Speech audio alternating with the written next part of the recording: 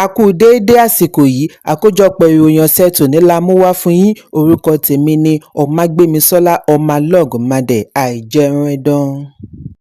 Awuyewuye ti bẹ́ sílẹ̀ lẹ́yìn tí ìjọba àpapọ̀ yọ̀ǹda orúkọ ènìyàn 52 àti àwọn 12 mìíràn tí wọ́n tọpinpin dé ìdí ẹ̀sùn àtìlẹ́yìn ìwà dàlúrú terrorism financier bí ará ìlú ti ń béèrè fún ìgbésẹ̀ ìwádìí oníkíákíá pẹ̀lú àwọn ọ̀jọ̀gbọ́n lórí ààbò tí wọ́n ṣe ìkìlọ̀ wípé bí ìjọba ò bá gbé ìgbésẹ̀ lórí wọn, èyí lè mú kí ará ìlú má ní ìgbẹ́kẹ̀lé nínú ìgbìyànjú ìjọba àti gbógun ti ìwà dàlúrú. Nínú àkọọ́lẹ̀ tí wọ́n ṣe àfihàn ní ọjọ́ Àbámẹ́ta láti ọ̀dọ̀ ìgbìmọ̀ Nigerian Sanctions Committee ni wọ́n ti ní èyí jẹ́ àkọọ́lẹ̀ tí ó ní agbára jùlọ tí wọ́n fi ń ṣalamí àwọn tí wọ́n ṣe gbòógì láàrin àwọn tí wọ́n ṣe àtìlẹ́yìn owó fún àwọn adàlúrú jákèjádò orílẹ̀-èdè.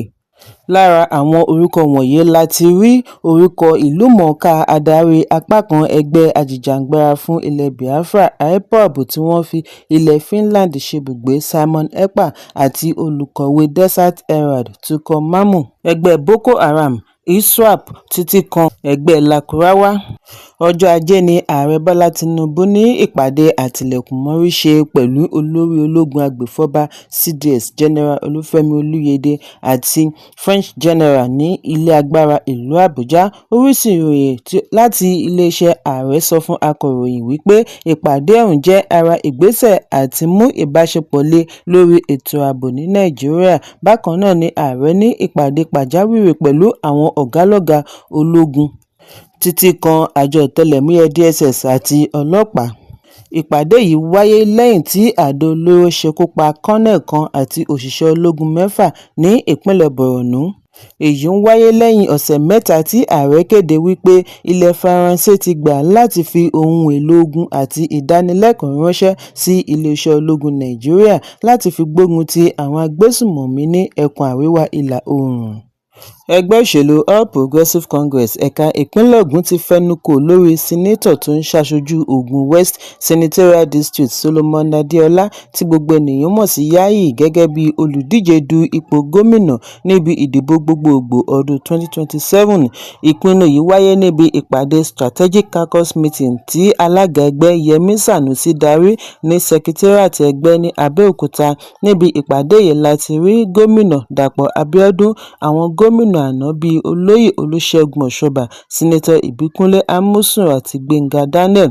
Àwọn yòókù ni Sínátọ̀ Ìyábọ̀ Ọbásanjọ́, Gbóyèga Isiaka tó ń ṣaṣojú Ìmẹ̀kọ-Àfọ̀n Federal Constituency pẹ̀lú àwọn ọmọ ẹgbẹ́ ilé-ìgbìmọ̀ àtijọ́ àti lọ́wọ́lọ́wọ́.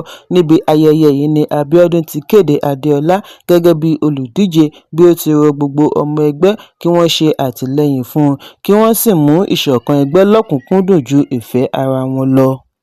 Gómìnà àná fún ìpínlẹ̀ Kaduna Nasir El-Rufai ti rí ìyọ̀ǹda gbà láti ilé-ẹjọ́ gíga tó fìkàlẹ̀ sí ìpínlẹ̀ Kaduna, ṣùgbọ́n ilé-ẹjọ́ sún ìgbẹ́jọ́ rẹ̀ síwájú lórí ẹ̀sùn mìíràn sí ọjọ́ 21 oṣù kẹrin. Níbi ìdájọ́ yìí ni adájọ́ Rilwan Aikawa ti gba ìyọ̀ǹda gómìnà àná lẹ́yìn atótónu láti ọ̀dọ̀ agbẹjọ́rò méjèèjì.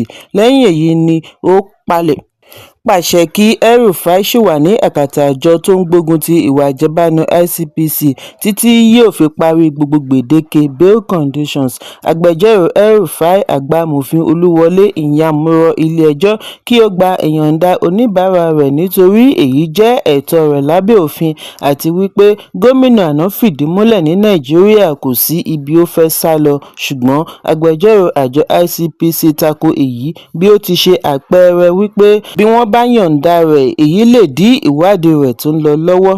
Lára gbèdéke rẹ̀ ní $200 mílíọ̀nù, 200 million naira pẹ̀lú onídùúró méjì iye kan náà. Onídùúró gbọ́dọ̀ jẹ́ ọba àti òṣìṣẹ́ ìjọba tí ìpele rẹ̀ kò dín sí ìkẹẹ̀dógún level 15 civil servant. Àwọn gbèdéke mìíràn ní àgbékalẹ̀ ìwé ilẹ̀ àti ìwé ìrìnnà sí ilé-ẹjọ́ kí ó sì yẹra fún sísọ ọ̀rọ̀ tó ní í ṣe pẹ̀lú ẹ̀sùn ilé-ẹjọ́ láwùjọ. Olúbàdàn ilẹ̀ Ìbàdàn Ọba Rashidi Adéwọ̀lú Ládọjà ti ké sí àwọn àgbààgbà olóṣèlú ìpínlẹ̀ Ọ̀yọ́ kí wọ́n má wọ inú òṣèlú bí ó ti sọ àsọdájú wípé òun kìí ṣe olóṣèlú. Ọ̀rọ̀ yìí wáyé lẹ́yìn wákàtí díẹ̀ tí àhesọ jẹ jáde wípé Olúbàdàn àti àwọn àgbààgbà olóṣèlú kan ní ìpínlẹ̀ Ọ̀yọ́ ń gbèrò àti yọ gómìnà Ṣèyí Mákindé nípò, ṣùgbọ́n nínú àtẹ̀jáde tí amúgbálẹ́gbẹ̀ẹ́ Olúbàdàn Adéọlá Olóko bu ọwọ́ lù ní Olúbàdàn ti ṣe àpèjúwe àhesọ yìí ní èyí tí kìí ṣe òtítọ́. Ó ní Olúbàdàn kò ní agbára àti yọ gómìnà nípò. Ó fi kún un wípé ọba kò ní agbára àti yọ alága ìjọba ìbílẹ̀ abẹ́lẹ̀ǹtẹ̀ gómìnà. Ó wá ké sí ará ìlú kí wọ́n má wọ́ ọba wọ inú òṣèlú tí ó dọ̀tí (dirty politics).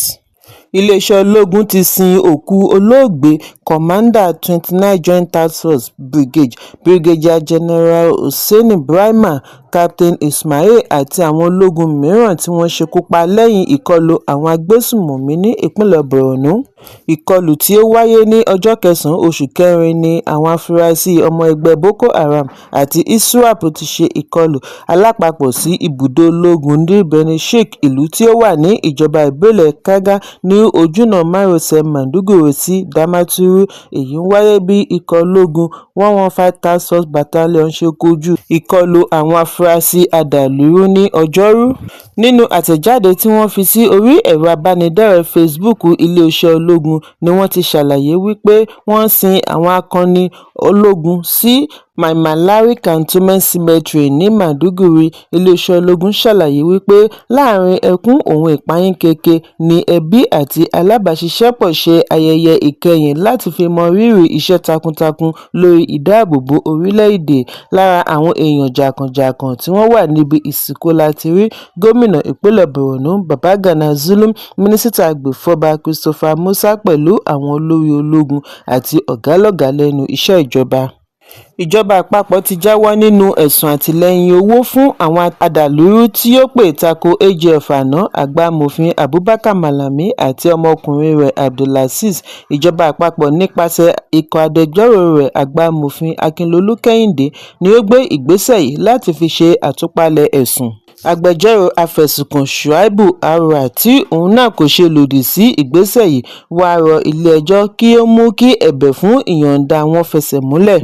Lẹ́yìn èyí ni adájọ́ Joyce Abdulmalik fìdí ẹ̀ múlẹ̀ wípé kí ìyọ̀ǹda tí wọ́n fún afẹ̀sùnkàn ní ọjọ́ 27 oṣù kejì ṣì tẹ̀síwájú pẹ̀lú gbogbo gbèdéke tí wọ́n ti yanjú.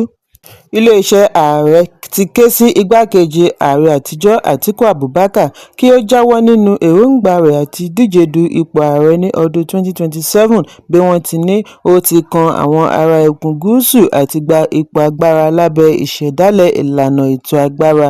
Amúgbálẹ́gbẹ̀ẹ́ ààrẹ lórí ìròyìn àti ọgbọ́n inú Báyọ̀ Ọ̀nànúgà ni ó pe ìpè yìí pẹ̀lú àtẹ̀jáde tí ó fi sí orí ẹ̀rọ abánidọ́rẹ̀ẹ́ X, níbi tí ó ti bu ẹnu àtẹ́ lu èròǹgbà Atiku àti díje ní èyí tí ó ṣe lòdì sí òfin pínpín. Ọ̀nànúgà ní ipò Atiku níbi ìfọ̀rọ̀wánilẹ́nuwò kò lọ pẹ̀lú ètò òṣèlú tí ó ti ràn wọ́n lọ́wọ́ láti mú àlàáfíà bá ìjọba àwaarawa láti ọdún 1999. Atiku tí ó jẹ́ ọ̀kan lára àwọn adarí ẹgbẹ́ òṣèlú African Democratic Congress (ADC) sọ níbi ìfọ̀rọ̀wánilẹ́nuwò orí ẹ̀rọ amóhùnmáwòrán wípé òun yóò tún díje du ipò ààrẹ fún ìgbà ìkẹyìn ní ọdún 2027. Ọ̀nànúgà ní Atiku yìí yóò lè gbọ́n gẹ́gẹ́ bí ó ti kọ. Ó fi ẹ̀sùn kan igbákejì ààrẹ àtijọ́ wípé ó ń gbìyànjú àti ba ìlànà ètò ẹlẹ́kùn-ò-jẹkùn jẹ́. Ó ṣe ìrántí ìgbà ìdìbò ọdún 2023 níbi tí Atiku tí ó jẹ́ olùdíje láti ẹgbẹ́ òṣèlú People's Democratic Party (PDP) ti kọ etí ìgbọ̀nyin sí ìlànà pín-ire-làáre ẹlẹ́kùn-ò-jẹkùn (zoning tradition) pẹ̀lú bí ó ti díje láti gba ipò lọ́wọ́ akẹgbẹ́ rẹ̀ láti ẹkùn àríwá tí ó ti parí sáà méjì. Ọ̀nànúgà ní èyí yọrí sí gbọ́nmi-sí-omi-ò-tó àti ìpínyà láàrin ẹgbẹ́ PDP tí ó padà mú ìjákulẹ̀ bá Atiku níbi ìdìbò. Ilẹ̀ China ti sẹ́ lórí ìròyìn wípé òun ń pèsè ohun ìjà olóró tàbí àwọn fẹ́ pèsè ohun ìjà olóró fún ilẹ̀ Iran. Ọjọ́ Àìkú ni ààrẹ ilẹ̀ United States Donald Trump lérí mọ́ Beijing àti ṣe àlékún owó orí ìdá 50 nínú ọgọ́rùn-ún 50% bí òun bá máa pèsè ìrànlọ́wọ́ ológun fún Tehran.